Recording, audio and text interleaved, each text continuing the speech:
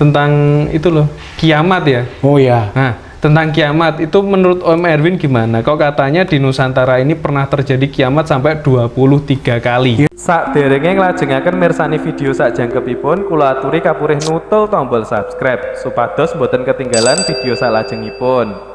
Kagem kemanfaatan video menika monggo dipun like, komen, lan ugi share. Mugi panjenengan sedaya pinaringan seger waras, bejo donya bejo akhirat, rahayu rahayu rahayu sagung dumadi. Tentang itu loh, kiamat ya. Oh ya. Nah, tentang kiamat itu menurut Om Erwin gimana? Kok katanya di Nusantara ini pernah terjadi kiamat sampai 23 kali. Iya. Itu gimana? Ini berlanjut kayak yang saya temuin, saya pelajari. Iya. Sama Pak Haradur dan profesor lain. Bumi ini udah berevolusi berjuta-juta kali, Mas. Tapi yang kehitung kehancurannya ini total kalau di global ini 5 atau 6 kali. Bumi dalam skala kehancuran total. Hidup lagi, bermiliar tahun lagi ada kehidupan lagi. Hancur lagi, kiamat lagi. Mungkin bahasanya kiamat ya. Yeah. Tapi kalau bahasa dulu, bahasa kuno yang kita pelajari di bahasa-bahasa kita dulu, apa ya namanya? Mahapralaya. Mahapraloyo. Berarti kehancuran besar. Itu diambil dari bahasa apa? Sanskerta. Bahasa Sanskerta ya. Itu atau bahasa Jawa kuno. Berarti itu sudah ditulis di prasasti-prasasti, Om? Dulu kan udah di surat gitu, Mas. Kisah itu kan sebelum Babat Jawa gitu itu kan ditulis. Nah, kebetulan tulisan-tulisan ini kan kebawa ke Belanda. Ini bukan rahasia umum lagi. Zaman dulu kisahnya Sri Sultan, kita sebut aja ya. Beliau berkata ada empat kapal besar mengangkut sastra dari tanah Jawa, dari Bali, dari Sumatera, dari Kalimantan dan semua. Kan kebawa ke sana semua, Mas. Jadi di sana itu ada 33.000 berapa gitu eksemplar. Jadi itu ada kisahnya macam-macam. Kisah kehancuran ini ditulis. Untungnya dulu guru kita itu sudah beberapa. Berarti Om Erwin bisa menerjemahkan lontar kuno? Kalau menerjemahkan sih masih banyak yang piawai dari saya. Tapi bisa ya? Ya bisa. Kan kalau saya ini apa sih? Cuman ikut-ikutan. Gitu ya. Karena dulu kan waktu kita sebut gak apa-apa ya? Gak apa-apa. Waktu di museum, ya kan tinggalnya di museum, Mas. Jadi kerja. Museum Belanda. Museum di Belanda. Jadi kerja di sana. Ini bersihin apa namanya? Lontar. Kita bersihin. Upahnya berapa? Golden. Dulu waktu itu masih golden, bukan euro. Berapa dulu ya? 2 atau berapa? 2 golden. Keren. Bersihin lama-lama. Iya. Oh begini nih cerita caranya membaca. Tahu caranya membaca dari museum itu sendiri. Iya, dari. Apakah ada yang mengajari atau awalnya kan kita bersihin, Mas. Bersihin. Oh begini, ini huruf apa sih? Kalau kita biasa hari-hari ya, ini huruf apa sih, Om? Kan gitu. Oh itu wow. Kalau dikasih pepet, biasanya apa? He. Kan gitu. Jadi yang terus ini belum lanjut terus. Kalau ini huruf apa? Oh ini Jawa zaman kuno ini. Ini hurufnya begini, begitu, begini, jadi terus. Lah akhirnya dari hal itulah ngerti sedikit-sedikit. Akhirnya ngerti. Oh ternyata dari yang tadi itu kisah apa namanya kehancuran total. Mahapralaya. Mahapralaya. Bahasa Indonesianya kan gitu Mahapraloyo. Maha itu besar, pralaya itu kehancuran. Jadi kehancuran yang besar-besaran. Ini kehancuran yang besar-besaran yang di tahap yang terakhir ini, yang baru-barusan ini, bukan yang baru sih, tapi udah zaman kerajaan ya. Medang. Zaman Medang Kamulan atau Mataram kuno. Itu kan ada kehancuran total, Mas. Besar-besaran, Merapi meletus, Sindoro meletus, Merbabu meletus. Semua ini di lingkup Slamet meletus. Itu ada di lontar? Ada. Lontar ini ada menerangkan itu. Tamra tapi ini. Bukan lontar yang dari kan ini ada beberapa jenis, Mas. Ada tamra yang dari apa namanya?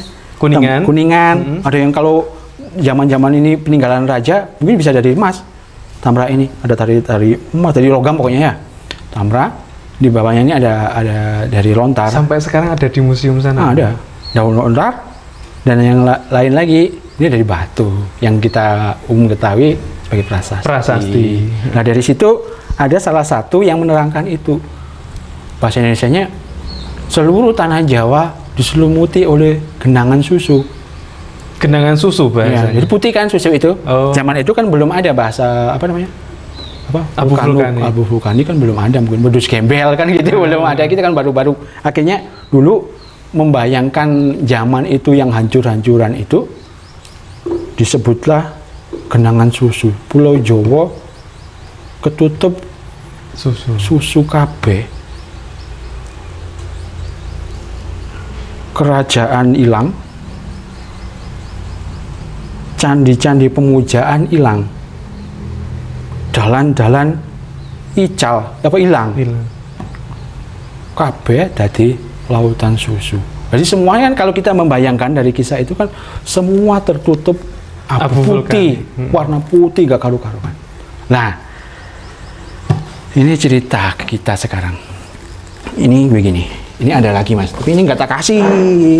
Apa ini? Ini ada. Karena ini cuma sedikit. Ini ada biji padi. Berarti sudah masuk fosil om? Ya. Oh biji padi.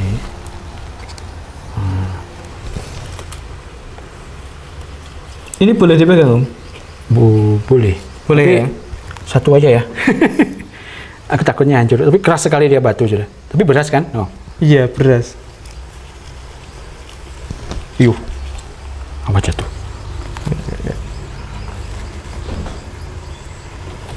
Fosil biji padi. Ini didapat dari mana om? Terus ini gimana? Membuktikan apa om?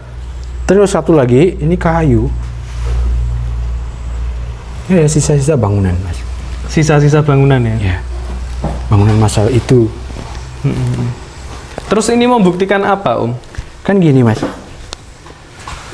bencana besar yang Mahapraya kiamat tadi menghancurkan segala-galanya. Akhirnya Medang pindah ke timur. Iya, ke Jawa Timur. Iya, ke daerah Jawa Timur. Nah, ke Jombang, kemudian pindah lagi ke Gresik, ke Batu Malang, di situ di Gunung Bukir. Nah, di sana, tapi kan nggak langsung brek gitu, nggak kan bertahap mereka itu satu ada yang di. Berarti bukan karena perang om ya? Wah, karena Mahapralaya ini tadi ya? Bencana alam. Pindah ada yang ke Batu, ke Senggoriti, ke apa namanya itu? Gunung Panderman. Oh iya. Di situ dan lain-lain. Mereka membuat pemujaan di situ yang dimiripkan dengan asalnya. Kayak aja, contoh aja apa namanya? Awal pertama mereka pindah ke yang saya sebut lagi di apa namanya Batu. Di sana ada satu gunung kecil ya mas, namanya Gunung Wukir. Gunung Wukir. Nah, masnya nanti bisa dilihat di sana. Nah di Gunung Wukir ini sama persis dengan Gunung Wukir yang ada di Medang sana, yang di awal di Jawa Tengah ada di sana. Jadi apa namanya? Pembentukan candi-candinya, bekas candi-candinya, apa itu identik. Disamakan gitu ya. Disamakan. Karena kemungkinan besar dulu abu jenazah dari leluhurnya ini dibawa ke situ. Jadi di pendarmaannya, gitu. Pendarmaannya ini tempatnya disesuaikan supaya nggak ada banyak-banyak berubah kan gitu prinsipnya apa namanya prinsip kepercayaan kan gitu. Kemungkinan zaman itu begitu. Nah kita kembali ke ini. Indonesia itu kan seperti yang tak bilang tadi, karena kita itu bencana alam ini nggak sekali dua kali. Tapi kalau menurut penelitian itu 23 kali. 23 kali sampai menghancurkan peradaban. 23 kali, yang nomor 23 yang hancuran terakhir ini, yang besar-besaran di Pulau Jawa sampai hancur-hancuran, keputusnya Jawa Sumatera, kemudian putusnya Jawa dan Bali. Hancur-hancuran itu, tapi ada tapinya. Gimana? Kenapa di situs ini kehancuran total seperti itu tidak ada satupun fosil manusia atau hewan. Nggak ada fosil manusianya. Berarti Jadi gimana? mereka kan selamat. Selamat atau diambil ke alam lain? Nah, Selamat ya kita berarti. ngambilnya dari Logikanya logika ya. aja. Ha. Jadi sebelum ada bencana, beliau-beliaunya ini Sudah tahu. tanggap bencana berarti ya? Sudah tahu. Berarti Sudah. teknologi mereka sudah tinggi sekali. Oh. Dia mengenali alam. Jadi mereka selamat loh. Yang tertinggal berasnya, cangkul, kemudian apa namanya, gerabah atau apa dan lain barang-barangnya itu Terus beras fosil beras ini sudah pernah dites karbon Nah, belum? ceritanya begini. Ini tahun 2019. Kebetulan kami mau membuat buku itu. Ada beberapa sampel saya kirim ke Moskow, ke Universitas Negeri Moskow. Di sana ada apa? Spesial penelitian nuklir untuk meneliti usia. Tahu nggak usianya berapa? Berapa? Jadi data yang kita terima usianya ada 2173 tahun. 2173 tahun. Usia ini, Madi. Usia bulir padi ini ya. Iya. Keren. Bayangin. Keren. Jadi Berarti padi itu asli Nusantara, Om. ini kan kalau kita menghayal-hayal kan ya. Menurut katanya itu, katanya ini, karena kesurupan atau apa kan, ini begini kan nggak jelas. Iya. Ya bukannya nggak jelas, Iya, maaf ya. iya. Nggak tapi kan lebih Dari logika saja. lebih mantap. Woi, bahasanya kan gitu. Lebih mantap kita pakai logika. Pakai teknologi yang ada sekarang. Karena teknologi kan terus bertahap maju. Iya, terus berkembang. Dari teknologi sekarang kok rasanya biji padi berasal dari sini. Berasal dari Indonesia ya berarti. Karena yang di Nagaland itu di India, berbatasan dengan Nepal. Dulu mungkin ke wilayah Nepal, tapi sekarang wilayah India. Itu yang diakui padi pertama itu 803 tahun usianya. Fosil padi yang ada di Ya. sana 803 tahun. Nah ini 2173 tahun. Keren. Nah, kita kembali lagi. Ini adalah fosil dari ini, rumah. Tapi ini sudah jadi fosil apa masih kayu? Sebetulnya kayu, tapi karena ketekan panas yang begitu tinggi, jadilah mirip-mirip batu. Oh. Seperti zat yang saya terangkan tadi itu, yang buat bahan dasar dari pensil, Oh, iya. mirip-mirip itu. Iya, Om, iya. Nah, dulu itu betapa canggihnya orang leluhur kita dulu. Mereka itu sudah mengenal itu sistem-sistem rumah tahan gempa. Mereka aman loh, Mas. Nggak ada korban gara-gara ini. Pertama, mereka tanggap Bencana. akan ada bencana besar. Ayo kita Ngungsi. sebelum Bencana mahapralaya ini terjadi. Ayo kemana? Ke barat atau ke timur? Kayaknya kita ke timur. Oh, berarti seperti gunung meletus itu bisa diprediksi ya sama beliau-beliau Zaman dulu kok pada nyatanya zaman dahulu. bisa. Entah itu mungkin dari ilmu geologi atau apa mungkin ya. Kan ada kalau zaman sekarang teknologi. Nah, ini kita balik lagi, ini nggak apa-apa ya kita Nggak apa-apa, balik. nggak apa-apa. Teknologi itu kan dari kejadian kehancuran tuh, Mas, udah tinggi. Ini logika aja ya, kita bicara yang apa? Yang mudah dipahami. Udah agak maju dikit, hancur lagi. Kena bencana. Mulai nol lagi. Mulai tinggi lagi, hancur lagi. Kan gitu. Mulai tinggi lagi, hancur, seterusnya sampai 23, leluhur kita sudah bisa mengenali Mengantisipasinya. tata cara membuat rumah tahan gempa, kemudian bisa menyemai padi, bisa membuat bangunan-bangunan mega yang bisa kita lihat sampai sekarang. Candi-candi Yang luar biasa sampai sekarang nggak bisa teknologi sampai sekarang bisa membuat. Nah, itu kan contoh awam bahwa teknologi pun pada masanya akan hilang. sesuai dengan keadaan, dengan kehancuran total yang nggak hilang gimana, orangnya udah hilang, kemudian catatannya hilang, hancur, nol lagi, memulai dengan membuat batu bata lagi. Caranya gimana sih membuat batu bata kan gitu lagi? Caranya memahal gimana? Padahal sebelumnya teknologi kita sudah berkembang. Bahkan kita sudah gimana sih caranya dulu kok bisa ngangkat batu sebegitu, ya kan? Berarti kan udah ada teknologi keseimbangan. Kalau keseimbangan itu kan gini, Mas. Kalau kita ngangkat di sini, ini soalnya ini 1 ton ya, ngangkat di ujung sini kan berat sekali, Mas. Ujung sini juga berat sekali. Tapi kalau di tengah, kok kayaknya ringan. Mungkin dulu sudah menemukan rumus-rumus itu, jadi terjadilah candi yang besar-besar, yang mega-mega dan lain-lain. Nah, kemudian secara keagrarisan, pusat kehidupan dulu sebelum ada Mahapralaya, ini kita balik lagi yang udah dicerna. Siap. Manusia itu kan nyari yang tempat yang bisa dibuat tanamin, Mas, untuk hidup. Gak mungkin dia berkembang di daerah yang panas-panasan atau dingin-dinginan. Pasti nyari yang subur, ada airnya. Ada air, di sana ada kehidupan. Ada air, ada pertanian. Makanya leluhur-leluhur zaman dulu itu kan hidupnya kan ada di gunung-gunung. Di sekitaran gunung, di situ subur. Jadi kita gak memulai lagi babat alas ya ceritanya.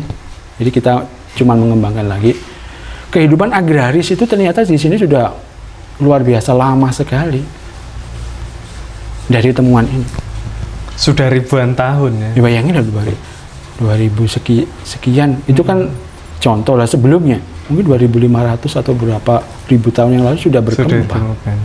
Nah, dari situ setelah ada bencana yang besar, kan mesti lagi memulai kehidupan baru lagi, nol lagi.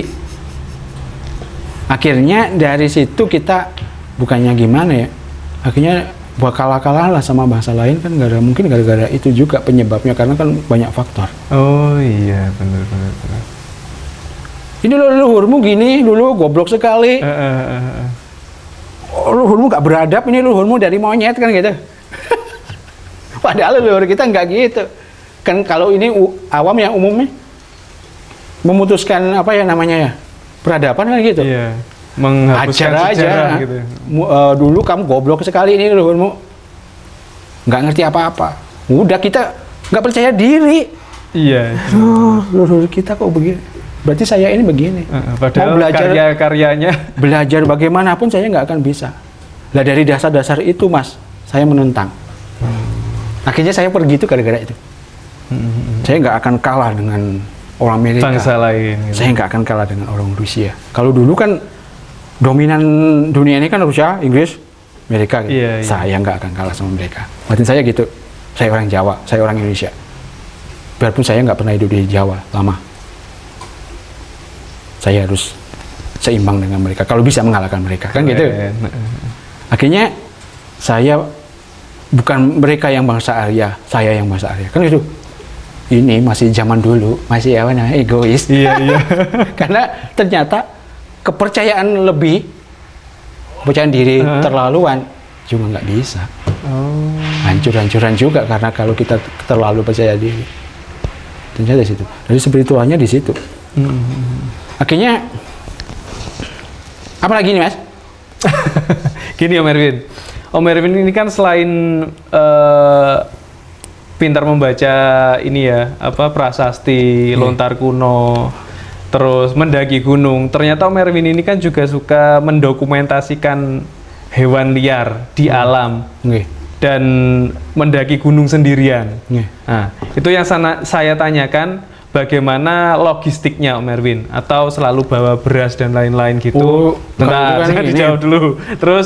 Terus ini, rahasianya kok bisa menangkap momen saat apa macan atau harimau itu ada di hutan? Padahal kan jenengan lagi sendirian. Apa nggak takut diterkam sama harimau itu tadi? Logistik dulu. Kalau logistiknya kan gini, kita cari makanan yang ringan. Contoh? Ini daging. Daging? Ya. Berarti selalu bawa daging? Daging tapi yang ini dikeringin. apa ya kalau bahasa Jawanya? Dendeng. Dendeng. Oh, dendeng ya. Ah, itu dendeng. Tapi itu kan energinya banyak. Kita nggak usah bawa super. Maaf, saya sebut. Dendeng terus nasi. Nasi nggak? Jarang saya bawa nasi. Berarti hanya daging terus apa lagi Om? Daging, kemudian gula, madu. Gula, madu terutama. Garam. Garam? Iya. Karena kalau kita kehabisan kekurangan zat garam ini nggak enak sekali. Garam, asupan madu atau gula, kemudian. Terus cara makannya garamnya itu gimana? Dilarutkan di air ya atau? Enggak, ya dimasak lah sama dendeng atau apa. Tapi keempat unsur ini jangan sampai hilang. Berarti garam, daging, terus madu sama gula ya? Ya madu sama gula satu lah. Oh. Itu aja sih, jadi nggak banyak-banyak. Jadi kita bisa bertahan berhari-hari di situ. Itu bisa berhari-hari ya? Bisa. Karena madu nggak basi dia. Nggak, maksudnya untuk energi loh. Ya. Cukup itu? Cukup. Dan kita cari di lingkungan kita. Kayak kalau kita di ketinggian kan, kita bicara di mana? Di sini apa di luar? Di sini aja. Nah, kalau di sini kan banyak makanan Mas di hutan tuh. Kayak contoh aja buah cantigi, daun cantigi, jamur kuping itu, enak sekali. Jamur, kemudian apa namanya umbi-umbian di hutan itu banyak. Tapi dan lagi di sini di Indonesia jarak hutan dengan lingkungan masyarakat di kan nggak jauh. Jadi kita bisa turun beli. Oh iya. Ya, kalau di luar, kalau di Siberia gitu beda cerita. Gimana Om? Ya, itu tadi yang tak sangka di Siberia yang tadi itu bawa daging dan madu. Oh. Karena kalau kita bawa daging dan madu dan lain-lain itu stoknya kita bisa berbulan-bulan. Oh iya. Kalau di sini paling 3 hari turun, 2 hari, 3 hari ini paling lama dah. 2 hari turun. Contohnya di Wilis kita bisa turun ke Kediri, ke Nganjuk. 3 hari saja ya berarti. Di Kerinci kita bisa ke Jambi atau kemana kan bisa. Nggak jauh-jauh amat. Tapi kalau di Siberia, bayangin Mas, kita masuk hutan, luasnya Siberia ini hampir 7 kali lipat luas Indonesia. Kalau kita di tengah-tengah gimana? Ayo. Kita mau dokumentasikan. Berarti Om Erwin pernah sendirian di Siberia? Sering. Hah? Karena kerja itu tadi, kerja untuk danai mendaki gunung. Akhirnya nekat. Karena saya harus punya uang. Akhirnya. Itu juga mendokumentasikan hewan liar Om? Iya. Harimau Siberia masih ada kan Om? Masih banyak. Liar. Banyak di sana. Ada. Masnya pernah nonton film ini Mas? Di sana itu ada gini. Ini cerita ya. Nggak apa-apa ya? Nggak apa-apa. Kalau kita masuk di Siberia itu bukan harimau yang kita takutin. Apa? Tapi wolverine. Wolverine? Ada Om? Wolverine itu bukan di film itu kan siluman. Iya. Kalau di alam liar ada. Apa itu Om? Kalau harimau itu kan apa namanya? Namanya hewan buas ya gitu ya, mencapik-capik hancur gitu. Tapi kalau wolverine gimana? Jangankan daging Mas, ini jangankan daging yang dihancurin, tulang kita ini dikretak, krak, hancur ya. Itu apa Om hewannya Om? Kecil ya kayak babi, lebih kecil dari babi, pendek dia, tapi dia berbulu gabok. Ini nggak ada yang berani di sana. Karnivora Om ya? Ya, dia bisa membunuh serigala. Apa yang belakangnya ada putihnya itu Om? Mirip-mirip itu. Kayak senggung gitu ya berarti ya? Senggung. Kayak itu. Mirip-mirip senggung. Dia sedarah, apa namanya? Sekian. Tapi beda jenis. Iya, kepalanya yang agak itu ya, agak lebar dikit itu ya. Itu yang kita takutin. Dan yang kita takutin beruang. Bentar. Untuk yang apa? Namanya wolverine ya? Berarti. Itu luar biasa, itu kalau apapun dihajar sama dia, bahkan batu itu bisa patah ya. Kayu-kayu itu nggak tahu gigi tulang ininya itu lebih kuat dari hyena. Lebih kuat dari hyena? Iya. Nah, gini digigit hancur. Itu pernah ketemu sama Om Erwin? Sempat saya mendokumentasikan. Jadi ada videonya. Wah ini lumayan kita jual. Itu jarak berapa meter dari Om Erwin? Iya jauh. Mungkin bisa. Berarti Om Erwin pakai lensa zoom ya? Iya. Selalu pakai lensa zoom? Iya. Pakai tele itu harusan. Jadi kita nggak membabi buta Mas. Harus mencari uang, membabi buta, mendekati zona bahaya. Enggak. Ngeri. Kita harus memperhitungkan. ini bahaya nggak ya jarak segini. Berarti ketika di Siberia pernah bertemu dengan harimau Siberia juga? Sering, karena kita mendokumentkan itu untuk mendapatkan gambarnya, filmnya, kita jual. Zaman itu, tapi zaman sekarang ya balik kayak tadi itu. Nggak laku. Pensiun. Iya, iya. Terus Om Erwin, yang paling berkesan Om Erwin ketika mendokumentasikan harimau Siberia di Siberia? Semua sih mengesankan sih. Kedinginan itu yang mengesankan. Kedinginan? Iya. Jadi lapar atau apa itu lebih bahaya kedinginan. Lebih menyakitkan kedinginan ya? Dinginnya itu rata-rata berapa hari Mas Erwin ketika sampean sudah masuk hutan sampai keluar lagi? Kan gini Mas, tergantung kita dapat apa enggak ini, dapat gambar atau apa. Oh, berarti nunggu sampai dapat dulu baru pulang? Kalau dapatnya cepat sehari 2 hari ya balik. Bahkan ada nggak sampai sehari kita udah balik. Kalau paling lama Mas? Berapa itu? Ada 1 bulan 3 hari. 1 bulan lebih 3 hari? Iya. Sendirian di hutan? Sendiri, tapi ada rekan sekitar 10-15 kilo. Berbeda landscape gini, tapi dia berbalik bukit gitu. Tapi satu tim kita. Berarti pakai HT gitu ya? Karena, aduh, kalau di sana itu luar biasa. Kalau kita mengenal Rusia gitu ya, Rusia ya Moskow kan gitu. Tapi di timur ini luar biasa luas, Siberia ini luas. Jadi orang Rusia di kota ini jarang yang ada di sini, karena nggak ada manusia di sini. Manusia, ketemu manusia, wah senang sekali. Apalagi orang dari iklim tropis, wah kulitmu bagus, ya senang sekali. Ayo ke rumah makan, langsung gitu. Ya senang. Loh, Erwin ini berarti warga negara Indonesia apa bukan sih? Oh Indonesia. Indonesia ya. Tapi punya kewarganegaraan lain enggak? Dulu. Mana? Dah nggak bisa disebutkan. Nggak jadi. Oke. Terus Erwin. Dulu itu sekarang 2000. Ada di KTP saya. Saya dapat KTP 2019. Barusan ya berarti. Warga negara Indonesia. Siap. Terus Erwin, ketika itu kan di Siberia. Kalau kemarin di Gunung Wilis kemarin,